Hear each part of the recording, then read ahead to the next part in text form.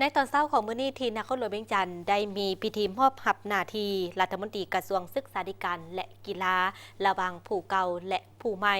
โดยการเข้าร่วมของสหายบุญทองจิตมณีกรรมการกรมการเมืองศูนย์กลางภาคผู้ประจำการคณะเลขาธิการศูนย์กลางภาคของประธานประเทศมีบรรดาคณะพรรคคณะนำและพนักงานหลักแหล่งเข้าร่วม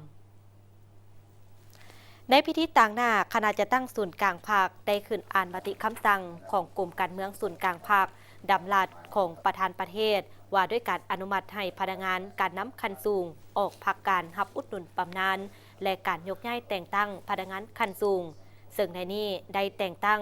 สหายท้องสลิดบางนอเมฆเลขาธิการส่วนกลางภาคหัวหน้าห้องประการส่วนกลางภาคเป็นรัฐมนตรีกระทรวงศึกษาธิการและกีฬาคนใหม่แทนสหายผุดสิมาลาวงศ์กรรมการส่วนกลางภาคเลขาคณะภาครัฐมนตรีกระทรวงศึกษาธิการและกีฬาออกพักการรับอุดหนุนบำนาญโอกาสนี้สหายบุญทองจิตมณีได้มีคำเห็นโอ้ลมโดยได้แสดงความย่องยอสมเสยต่อผลงานอันพ้นเด่นในการชี้นำพาเปียการกระทรวงศึกษาธิการและกีฬาตลอดระยะที่ผ่านมาและเรียกร้องมายังบรรดาสหายการนำสมาชิกพรรคและพนักงานภายในกระทรวงศึกษาธิการและกีฬาให้เข้าใจอย่างลึกซึ้งว่าการยกย้ายและแต่งตั้งพนักงานการนำขั้นสูงกระทรวงในครั้งนี้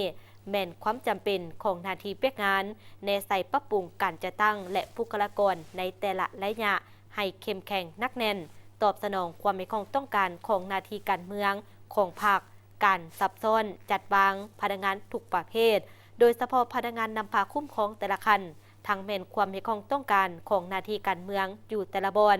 และทั้งแม่นการปฏิบัติระเบียบการสับเปลี่ยนหมุนเวียนหน้าที่เวียกงานของพนักงานการนำในระบบการจัดตั้งของพรรครัฐและองค์การจัดตั้งมหาชน